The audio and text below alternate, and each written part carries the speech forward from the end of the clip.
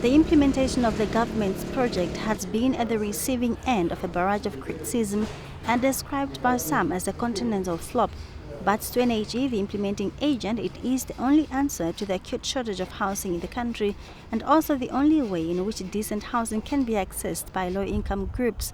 The Mass Housing Program, the Chief Executive Officer of the National Housing Enterprises, acknowledges its experiences of birth pangs. Lack of service lent by local authorities and financial resources are some of the challenges. Government had provided one-third of the 3.2 billion budget required to fully implement the program, and the agency must mobilize the remainder through debt financing. Government will then provide the required guarantees. NHE approached Swiss Bank for financing, but the finance minister turned it down because of public debts concerns and exchange rate risk. Then why not considering local financiers? It's mainly the cost of capital.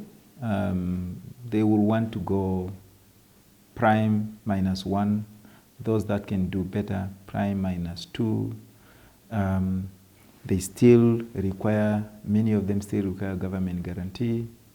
They will not give me the gracing period that I could get from external institution, for example.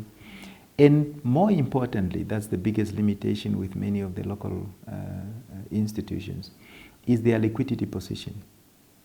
So very few of them will be able to lend a 2 billion in total. Another reason is that for those financial institutions and banks who want to come on board are unable to give $2 billion at once, and if the agency has to go the local way, it has to combine finances from 3 banks, unlike the external financiers. It is now back to square one for NHE. Locally, you have more commercial banks and commercial-driven kind of financial institutions. But we are also then looking at other development finance institutions such as Development Bank of Southern Africa. Africa Development Bank is one specific institution Treasury also asked us to engage, and we are in the process. And 2 weeks ago, I went to Addis Ababa to meet Africa Development Bank with my Chief Finance Officer as part of what we are working on.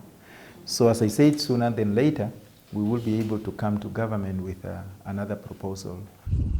Vincent Halulu, however, made it crystal clear that this and other hiccups need to be addressed to avoid the project from coming to a halt.